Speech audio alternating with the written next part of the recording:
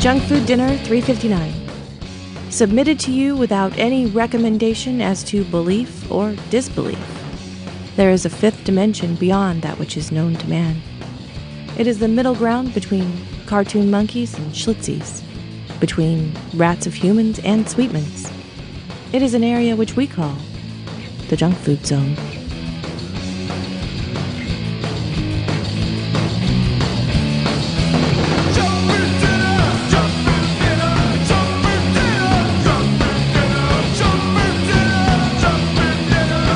But in just a moment, Peter Vollmer will ply his...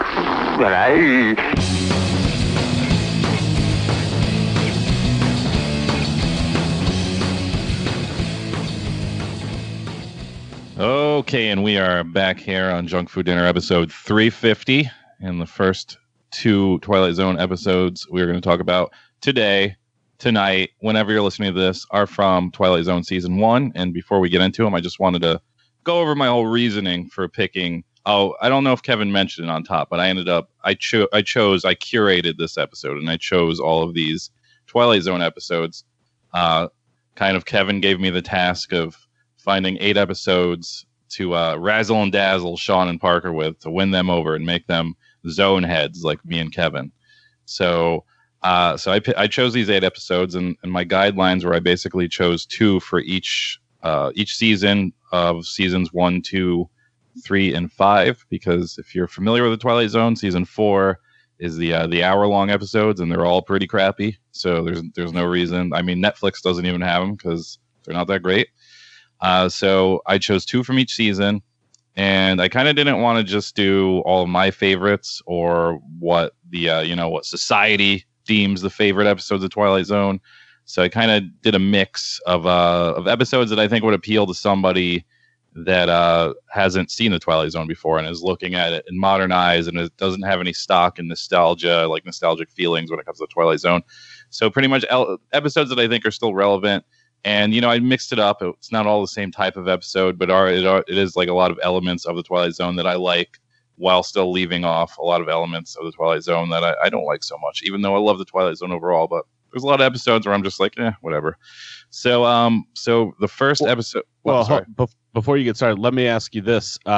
Speaking of nostalgia, Twilight Zone's pretty ubiquitous. I feel like it was always on TV and stuff, but like, when did you get into the Twilight Zone? Did you watch it as a kid, or did you come to it more later in life? It's actually, the story's attached to a later episode, but basically, I don't remember a time when the Twilight Zone wasn't on, and it basically started off because my grandfather used to watch it, and the music used to scare the shit out of me. Like, I would run out of the room, and like I would go hide somewhere.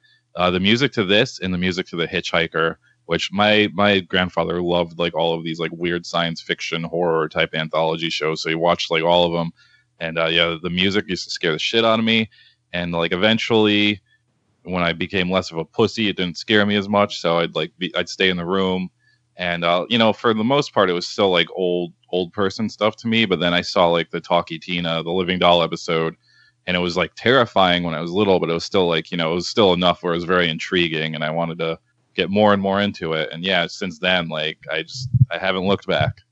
How about you though, Kevin? Is that similar or what? Yeah, my grandpa also got me into it. He actually worked with Rod Serling in Cincinnati at Crosley Radio, and so he like had a personal connection with the dude. But he was like, I worked with this guy. It's a really cool series, and and like you said, it was on TV all the time. But I was instantly into it, and there's so many episodes too. Like even as somebody who's seen a bunch of them, I still don't think I've seen all the episodes. Have you seen them all? Would you say? I've seen all of the 4 seasons we cover. I've put on the DVD for the 4th season, and I've sat through them. But if you put one on, there's a solid chance I would not remember it, because they're like all so bad. But there's like one good one from that season. It's the Wax Museum one, where the guy takes all the wax dolls of the serial killers and puts them in his basement. That's like the only one that's good from that season. Yeah, and even though I liked it as a kid, I think what really got me into it was when the Sci-Fi Channel started doing their New Year's Eve marathons. Yeah. Because then, I don't know, I just remember like when you were a kid, before you were just hung over on New Year's Day all the time. That was like a tradition for me. I was like, try to see how many I could watch, and before I was like forced out of the house by my mom or something. But that was always a good way to get a ton in. Yeah, that was pretty similar to me. I think there used to be Channel 11, which was WPIX, where I grew up, and they used to do the marathon. I think USA did it for a minute too, and then it switched over to the Sci-Fi Channel. But yeah, even the marathon's been around since as far back as I could remember. But anyway, so the first episode I chose tonight is the classic episode. It is season 1, episode 8. It is Time Enough at Last, starring Burgess Meredith. Written by Rod Serling, based off a short story by somebody named Lynn Venable. And this is an episode that is, I would say, pound for pound, is the most iconic episode of the Twilight Zone. I believe even before I made this list, Parker and maybe even Sean both said this is like the one episode they've seen. Mm-hmm. This is like the episode even when I was little, and they would have the ads for the Time Life VHS tapes. This was like always featured prominently in that.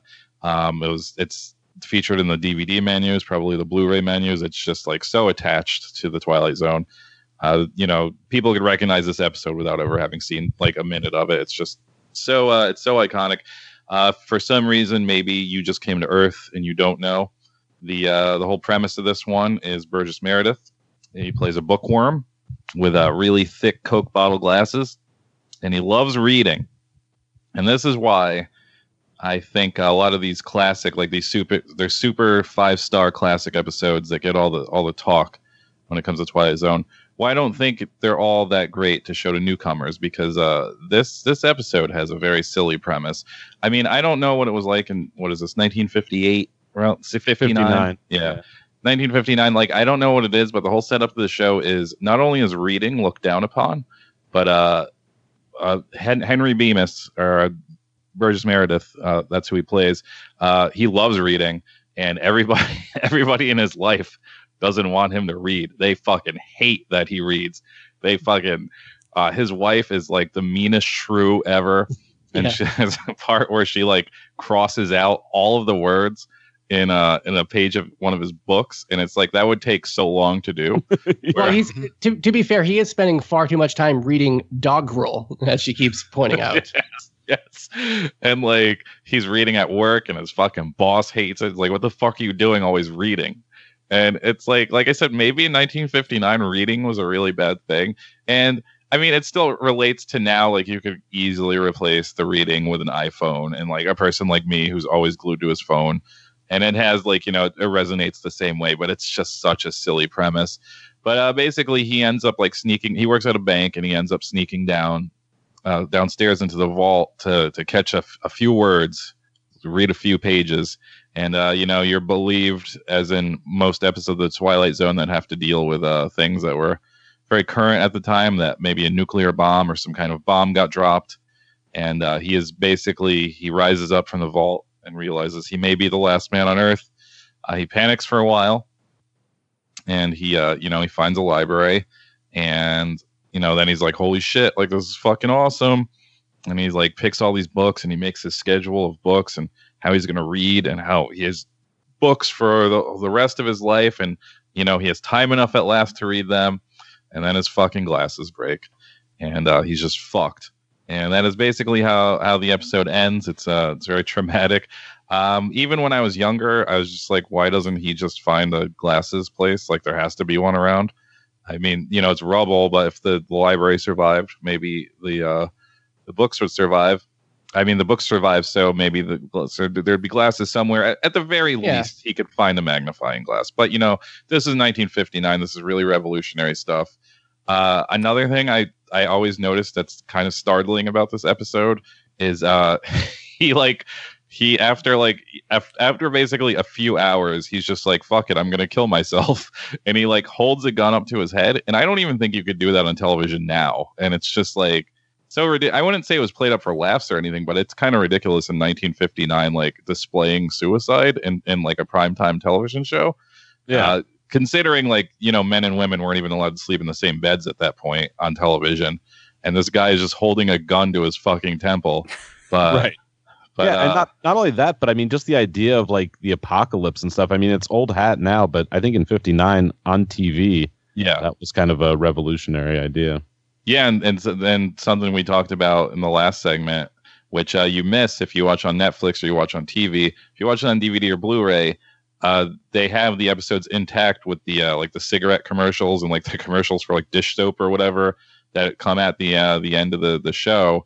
And it's like, oh man, this is so weird. This is like such a dark thing in 1959 to be talking about like nuclear war and the Holocaust and stuff. And it's all just basically a big ad for soap or something.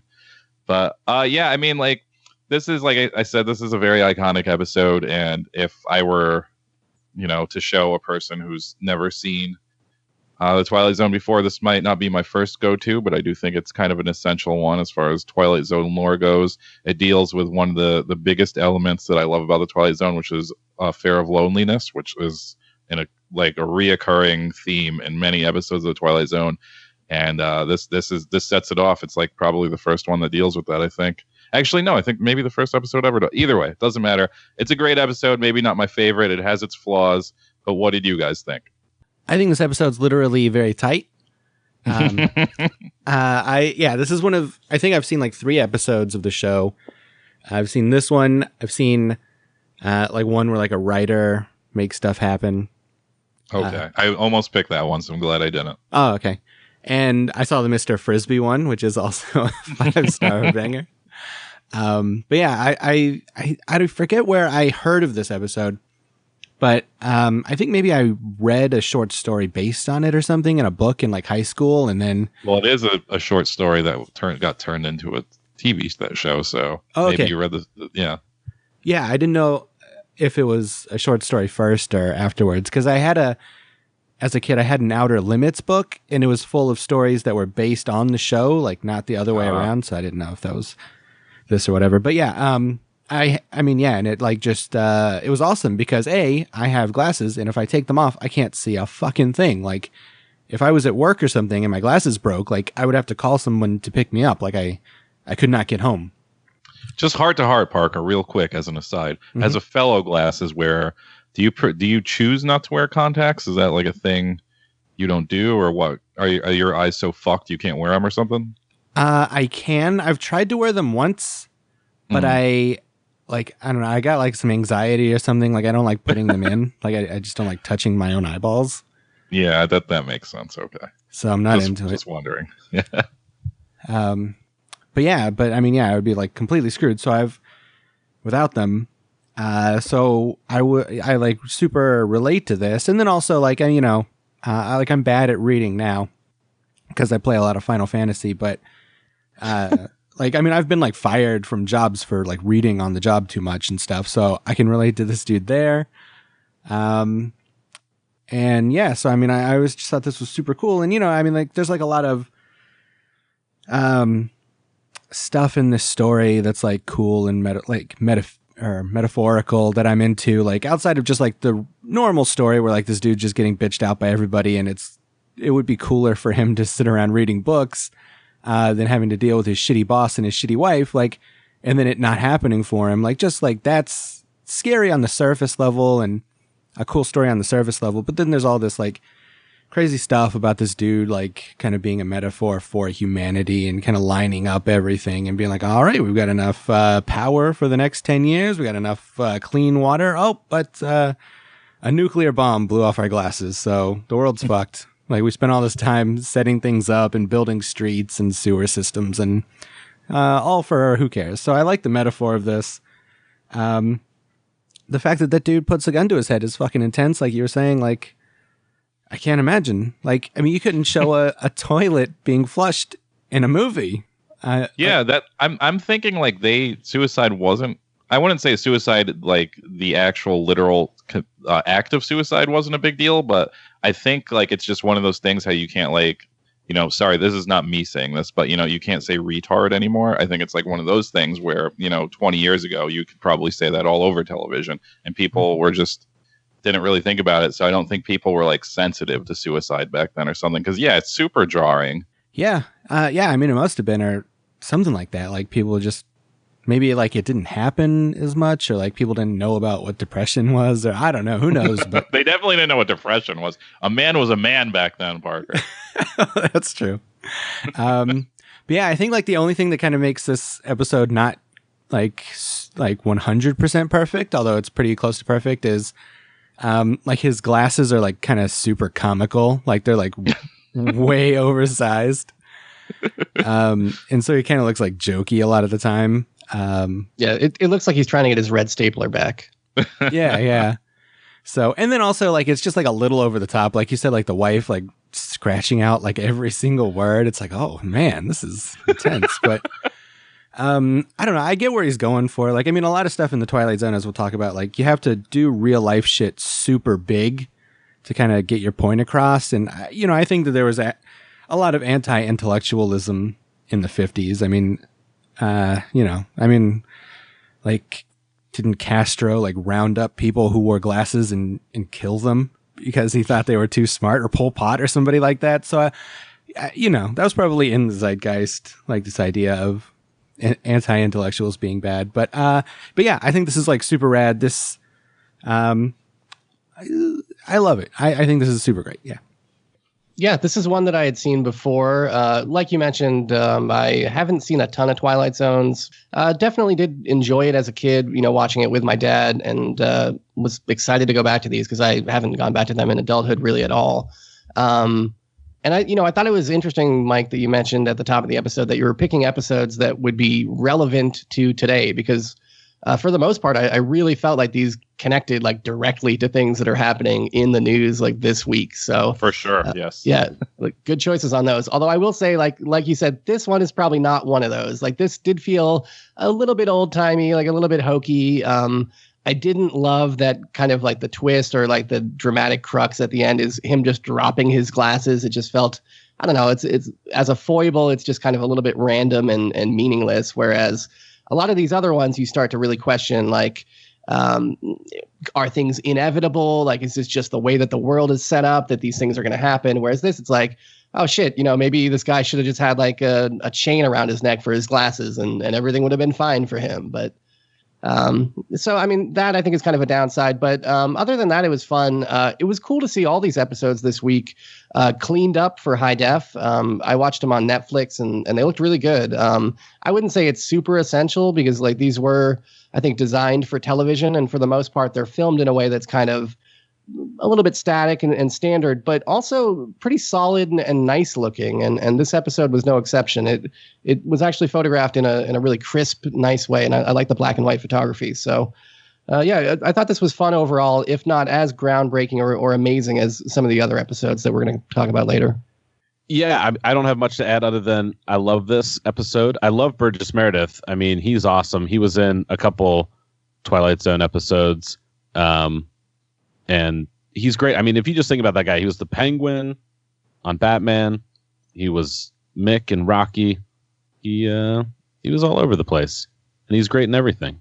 So, and he's a sweet proto nerd in this. So, yeah, I really like this episode. And yeah, I agree. I mean, you know, the end of the world kind of thing. They do that. It becomes like a running theme on the Twilight Zone. There's a lot of post-apocalyptic stuff or things like that, but even so, I think that when they do it, it was for 1959 way ahead of its time, and I think kind of set the tone for a lot of post-apocalyptic stuff that would come after it. And not only like ahead of its time and stuff is in terms of like storytelling, but like, I mean, if you were alive in 1959, like it was probably like a real, super real fear that you had that like you would just be dead because of a nuclear apocalypse. Like, I mean, I lived through that in the 80s too. Like that was definite fear in the 80s. And that's when I saw all these. So it was still like resonated with me back then as like a little kid. Yeah. I mean, I would imagine that we're going to start to see more nuclear fiction coming soon. Oh, for sure. Yeah. Mm-hmm. Yeah. I was like a little kid kind of at the ass end of Cold War stuff, but I grew up like 10 miles away from Wright Pat Air Force Base, and all my teachers all through school up until like high school or something always told us, for whatever reason, I guess just to scare the shit out of us, that if there was ever a nuclear attack, we'd be the first to die because our enemies would want to take out Wright Pat Air Force Base. And when I was little, they wanted to take out Sikorsky, which was a weapons factory near where I grew up. So that's how they scared us. That's how they keep you straight. And if they took out Wright Pat, they would destroy those aliens that they have hidden there too. That's true. That's probably what their prime target would be. Okay, so the next episode that we're talking about from season 1 is episode 34, and that is The After Hours. And this stars the very babely Anne Francis, along with a whole bunch of other people that are probably not with us anymore. It's very old. This one came out in 1960 in June. I wouldn't say this is my favorite episode of Twilight Zone, but I would say this is a solid 1A or 2. I fucking love this episode. This might be more personal preference than outside of one other episode. This is probably more personal preference than the rest of them, but I just think this is like one of the penultimate episodes of the Twilight Zone, and just like it's very science fiction-y. It's not very much based in reality at all. And I don't really like when the Twilight Zone gets too deep into like spaceman alien shit. And but I do like when they get like kind of bizarre. And basically this episode starts off with a woman in a department store, and she wants to buy a thimble, which is so outdated now. Like no one is buying thimbles for anybody. This is actually an episode they remade in the 80s Twilight Zone, and they updated it, and they did a fairly good job. But yeah, she's wants to buy a thimble for her aunt or grandmother or something, and she's in this department store. Another outdated kind of thing is in a department store, because they still exist, but it's not like we have malls now, so department stores aren't like what they used to be. So she has to go up to like this special floor to get this thimble, and she goes up there, and it's kind of odd, like it's very dimly lit, and it just looks like garbage. And the only item they have is this one thimble she's looking for. The lady's kind of a bitch to her that helps her. She knows her name somehow, and she kind of freaks out. And before she could find out what's going on, the elevator man comes and brings her back downstairs. She realizes the thimble is scratched, so she goes down to the sale or the returns floor, and that's where we are introduced to Mr. Armbuster. Yeah, Mr. Armbuster, played by James. What's this guy's name?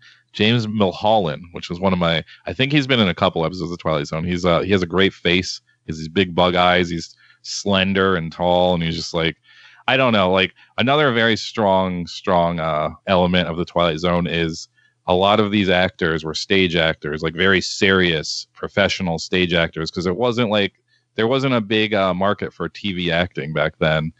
And so they had to get like all these very serious stage actors. And it's just like one of those things where this is like an episode you can't really replicate that well when it comes to the Twilight Zone, just because it takes kind of a ridiculous premise, and it's just acted so well and so seriously that you just can't get that. Like I think Black Mirror now kind of hits that. But I think Black Mirror, it's so far removed from the Twilight Zone as far as Twilight Zone was like trailblazing. Black Mirror is just writing really well, but it's just very hard to get this level of acting in something kind of hokey. And but basically, yeah, it ends up where I guess I got to spoil everything, but she finds out she's actually a mannequin from the department store, and all the mannequins get a month off where they get to go and act in the real world before they have to come back and be mannequins. And throughout the episode, she figures this out, and she comes back to the fold, and then it's the next mannequin's time to go out into the world.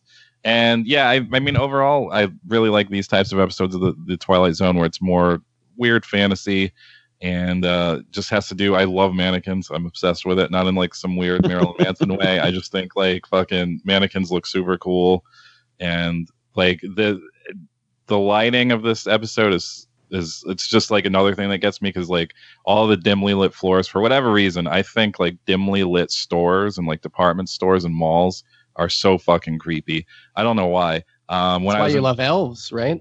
Yeah. It's the dimly lit department stores, but yeah, it's just like when I was in Cleveland last, my friend Brian brought me to some junk store, like some kind of like secondhand store in Cleveland, and it was like that, where like everything was super dim, and I was like, man, this is fucking wild. And this I don't know. episode's set in Cleveland. Oh, it is. That's crazy. I don't think it was the same place, but maybe they just like dimly lit stores in Cleveland. Even the music, like the score to this is amazing. Just everything about this episode from top to bottom, I think, is fucking perfect when it comes to the Twilight Zone. And again, maybe you guys wouldn't see that because maybe it's a little too hokey for you, but I just fucking love this episode, and I'm praying you guys like it. But what did you think? I agree that no one would ever buy a goddamn thimble. It's very weird. But yeah, I don't know. I like a lot of these episodes like are really great because they hit, like, for example, Time Enough at Last. Like, it works 100% as just a normal story where you follow this dude and you're like concerned because it's the end of the world and you want him to be happy reading his little books and all this. But then it also works as like this bigger thing about, you know, exploring these ideas of the apocalypse and, you know, the dude being a metaphor for humanity itself and like these bigger ideas. In this, I think the story is real stupid and doesn't make any sense, but the bigger ideas in it are like so good that it saves everything. I think, like, I mean, if you like think about this story, like for just even like a second, like none of it adds up. Like, I mean, and like even just unless she's dead at the beginning and it's all the afterlife. She's taking the elevator up to heaven. Okay, I see what you're saying, but so like what, when you're in heaven, like every once in a while they just give you like some money to go buy thimbles? Sure, yeah, why not? That's my kind of heaven. Yeah, I guess maybe if you take it as the afterlife or something. I'm not too sure that people are allowed to leave the afterlife for a month a year. So I don't know if that's too sound of an analogy, but I mean, even if you just take it as like mannequins or Toy Story-esque and they're somehow alive, like, I don't know, when they leave, they get families and memories and money. I don't know, like it just all kind of doesn't add up to me. But it is on some cool like Joe Rogan shit where it's like, what is reality? Like, what is, you think, you kind of boxed in and your reality is just like this department store, but hey man, open your eyes. Turns out there's a whole world out there where you got to go buy thimbles. So I like it for that. And also, I mean, it is creepy. Like just these fucked up mannequins that are walking around and talking, and like that long scene that's, that long shot where it's like she's walking through the upstairs and like all the mannequins go from being motionless to following her and stuff. Like that's all spooky and stuff. And the acting's really good. So I don't know, like even though it doesn't really make sense on the surface level, I like it for other reasons. So yeah, it's pretty all right. Yeah, I mean, I guess I'm not really much of a plotsman, like in general. Like I think I don't really respond to plots in movies or TV shows. So maybe to some extent, like the Twilight Zone is kind of lost on me because I think most people who are really into it, one of the key elements that they love is the plotting and how effectively paced these shows are and how much interesting ideas you can cram into a little 24-minute story. And I can appreciate that, but because like I'm not typically super absorbed with the plots, a lot of these episodes I'm just kind of taking on face value and just going along for the ride. And that was definitely the case with this one. So like when you mention like, oh, these things don't add up to me, like when I'm watching an episode like The After Hours, that didn't even really occur to me that things don't add up. Like I was just in this weird dream trying to feel out this tone. And I fucking loved it, man. This was my favorite episode that we covered this week. The way that he captured the dreamlike tone in this and like you said, that the lighting and the music was perfect. And it just felt so surreal and weird. I love the way that the acting is achieved in this. Like there's some kind of like an otherworldly stiffness to the way that the people in the department store act that I really loved. And like, 1950s acting can generally just kind of be a little bit stiff to begin with, but there's something, I don't know, unique about the way that they did it in this. Almost reminded me of when like Herzog would hypnotize his actors to get like a really deadpan performance. But yeah, I thought this was super cool. I love the way that it feels like the environment is like predicting what she wants, when she goes up there and the thimble is just there. It feels such like a dream, like a real dream that I would have actually had just translated into a TV show. So I thought that was really cool. that white collar effeminate dude that works at the department store. I thought he was great. He's got like this rubber face that's put to really good effect. And yeah, I thought it was spooky. And, you know, like the mannequins towards the end talking to Marcia in that circle, I thought was just amazing. And I'm sure that guys like Sam Raimi ripped that off for like Evil Dead 2, like the Dead by Dawn sequence where the animal heads in the cabin are talking to Ash and stuff like that.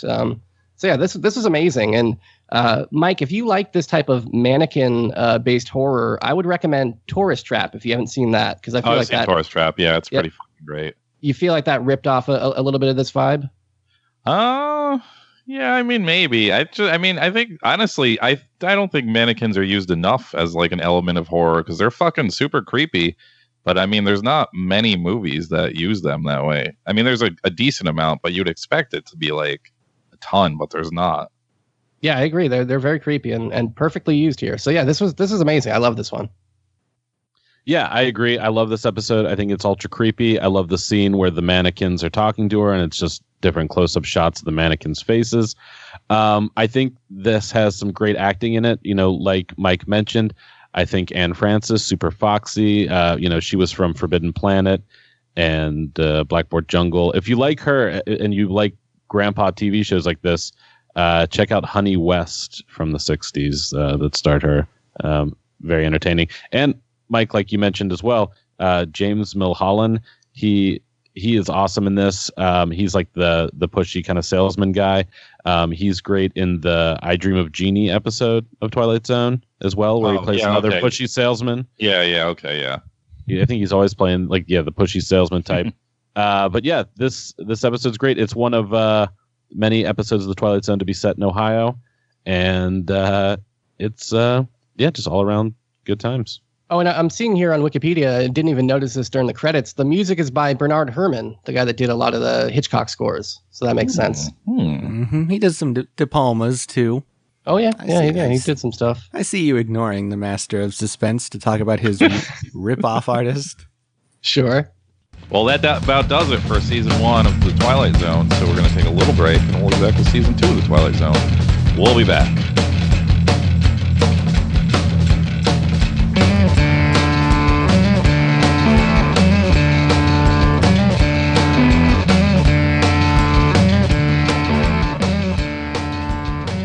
Thanks for visiting the JFD video store.